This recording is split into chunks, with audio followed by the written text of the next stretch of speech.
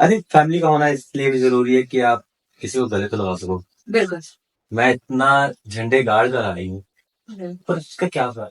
हाँ बिल्कुल सही बोल रहे हैं। खुशी जाहिर किससे जाहिर करूं मैं? किससे करूं, बिल्कुल सही है। एटलीस्ट एक पर्सन तो होना चाहिए जिसको मैं कह सकूं कि बिल्कुल आई डिड इट। बिल्कुल बिल्कुल एंड आपके हिसाब से वो फैमिली ही है बिल्कुल जिसके साथ मैं खुशियां बांट सकती हूँ बिल्कुल या वो खुशी की आंसू रो सकती हूँ। तो बिल्कुल फैमिली इज इम्पोर्टेंट बिल्कुल किसी भी सक्सेस के लिए। बिल्कुल।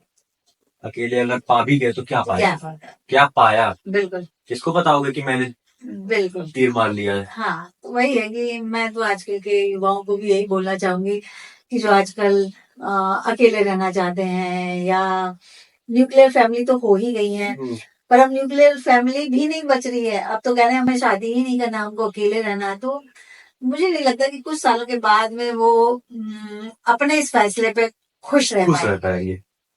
कहीं ना कहीं उनको इस चीज का मलाल जरूर रहेगा कि ये हमने बड़ी भारी गलती की है कि हम उस समय अकेले रहे, और जो अकेलापन है वो अच्छी चीज नहीं है, अच्छी चीज। बिल्कुल भी नहीं। क्योंकि समटाइम्स आप इतने सुंदर घर पर बैठे हो बट आप अकेले होती घर काटेगा, बिल्कुल ये घर खा लेगा आपको। क्या करूं मैं, कितना क्या क्या क्या ही करूं। बिल्कुल बिल्कुल लेकिन अगर आपके साथ एक पर्सन, एक ही पर्सन बट वो आपके क्लोज हो, बिल्कुल तो आप हैप्पी रहोगे। बिल्कुल आप बहुत खुश रहोगे इंटरनली एंड आपके चेहरे पर स्माइल होगी। बिल्कुल कोई ना कोई तो होना चाहिए और फैमिली बहुत जरूरी है। बिल्कुल। आप उनको क्या संदेश देना चाहते हो जो एट द एज ऑफ 55 या 50 प्लस, जो अपने खुद के ही चीजों से परेशान है, लाइक अर्थराइटिस या मोनोपॉज या बीपी शुगर, और उनका यही एक चीज रहती है कि अब नहीं करना है, अब थक चुके हैं लाइफ से, अब बस उसका इंतजार है।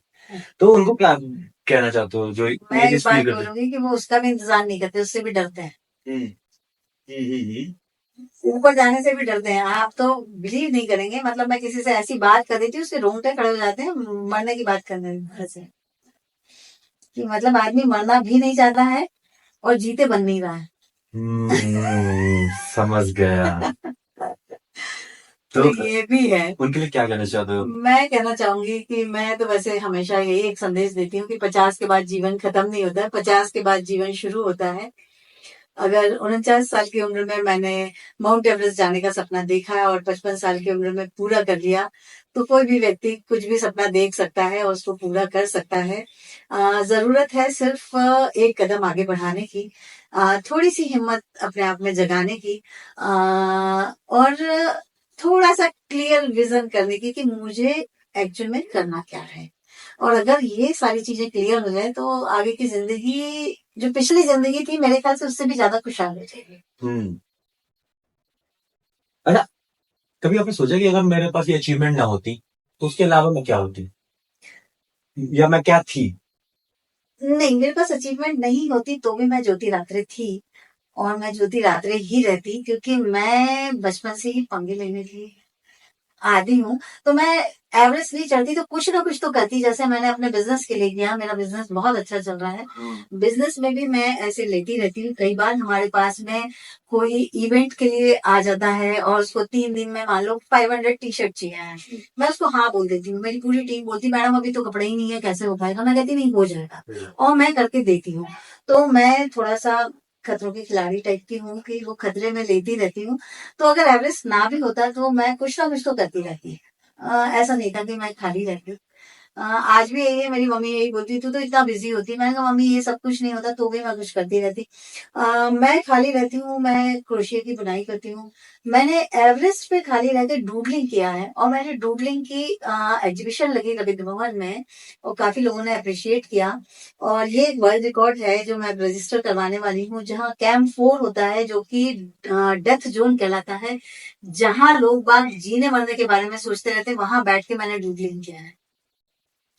तो मैं खाली तो कभी नहीं रहती हूँ। बहुत प्लस चाहिए इसके लिए। अच्छा, ये जीने मरने से याद आया, मौत को देखा है? मौत के पास तक गई हूँ। थोड़ा सा उसको बताइए, मुझे सुनना है वो चीज, क्या क्या देखिए कैसा फील होता एवरेज जो है है? हाँ। वो आपको एक बार तो वहां पहुंचा ही देता है, और मुझे 2 बार पहुंचाया क्योंकि मैं 2 बार गई हूँ।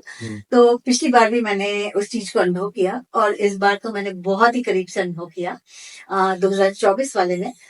2023 में जो तूफान आया था और जब भगदड़ मची थी और हम लोग बड़े दौड़ दौड़ के नीचे उतर के अपने कैंप तक आए थे, और काफी लोगों को मैंने गिरते पड़ते या वो सब कुछ करते हुए देखा था, तो कुछ समय के लिए मुझे लगा था कि बस ये आखिरी है, अब शायद मैं घर वापस ना जा पाऊँ। हम्म। अ, लेकिन कोई मलाल नहीं था, कोई डर नहीं था, मुझे कुछ नहीं था।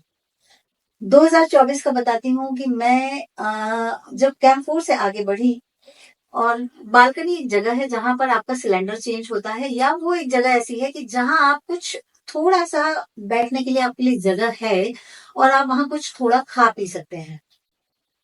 उसके थोड़ा पहले 1 डेढ़ घंटे पहले मेरा ऑक्सीजन खत्म हो गया था, और मेरे शेरपा ने भी ध्यान नहीं दिया और मैंने भी ध्यान नहीं दिया। कारण ये था कि अधिकतर नया सिलेंडर लगाकर ही कैंप 4 से आगे बढ़ते हैं, लेकिन मेरे सिलेंडर में ऑक्सीजन थी और मैं ऑक्सीजन की कीमत समझती हूँ। तो मैंने अपने शेरपा को बोला कि दाई, इसमें बहुत सारी ऑक्सीजन है, हम क्यों इस सिलेंडर को यहाँ छोड़ के जाए, हम इसको लेके चलते हैं, जहां खत्म हो गई हम चेंज कर देंगे। तो जब वो खत्म हुई तो मुझे थोड़े से चक्कर से आने लगे और मुझे काफी वीकनेस लग रही थी। मुझे लग रहा था अब मैं आगे नहीं बढ़ पाऊंगी, और उस समय मैंने अपने अभियान को वहीं क्विट करने का सोचा। और मैंने रेडियो फोन पे अपने बेस कैंप मैनेजर को कॉल किया कि वहां बड़े भाई को दाई बोलते हैं, कि दाई मैं इससे आगे, क्योंकि मैंने अपनी घड़ी में टाइम देखा और मैंने देखा मैं किस जगह पे हूँ। तो मुझे ये मालूम था कि अभी मुझे अपने आप को एनर्जेटिक रखने के लिए 15 से 16 घंटे और चाहिए, तब मैं सबमिट करके वापस आ पाऊंगी। और उसी समय मेरी हालत खराब हो रही थी, और मैं अपने घर वालों को ये वादा करके गई थी कि अगर मुझे थोड़ा भी ऐसा लगा तो मैं वहीं से वापस आ जाऊंगी, मैं अपने आप को पुश नहीं करूंगी। तो उसी समय मैंने जब बोला तो मेरे हेड शेफा का मैं बहुत मतलब मैं उनकी शुक्रगुजार रहूंगी, मैं बहुत ज्यादा उसके लिए वो करूंगी कि उन्होंने मुझे मोटिवेट किया कि मैडम आप सिलेंडर चेंज करिए, 10 मिनट रुकिए, उसके बाद मुझे कॉल करके बताना कि क्या करना है। उस दौरान मेरे कान में इतने लोगों की आवाजें आ रही थी और मैं समझ पा रही थी कि ये फलाना व्यक्ति है, ये है, ये है, उसकी आवाजें मुझे कान में गूंज रही थी। और हमारे बुजुर्ग बोलते हैं कि जब आप मरने वाले होते हो तो आपको बहुत सारे लोगों की आवाजें आती है या बहुत सारे लोग दिखते हैं। तो मैंने कहा कि पक्का अब मैं मरने वाली हूँ, क्योंकि अब ये आवाजें भी मुझे सुनाई आ रही हैं। लेकिन जैसे मैंने आपको बोला कि मैं बहुत जल्दी मायूस या ऐसे नहीं होती है, अगले ही क्षण मैंने अपने आप को मोटिवेट किया, मैं पॉजिटिव हुई। मैंने कहा नहीं, ये वो आवाजें हैं जो मुझे कह रही हैं कि ज्योति तुमको कल सुबह झंडा फहराना, हम तुम्हारी रास्ता देख रहे हैं। तो ये वो आवाजें नहीं है जो मरने के समय आती है, वो आवाजें जो मुझे झंडा फहराने के लिए उत्साहित कर रही हैं। और तब तक मेरी ऑक्सीजन भी लग गई थी और मुझे एक अलग एनर्जी आई, और मैंने कहा नहीं, मैं आगे जा रही हूँ। और 19 मई 2024 सुबह 6:30 बजे मैंने इतिहास रच दिया और विश्व की सबसे ऊंची चोटी पर मैंने झंडा फहरा दिया।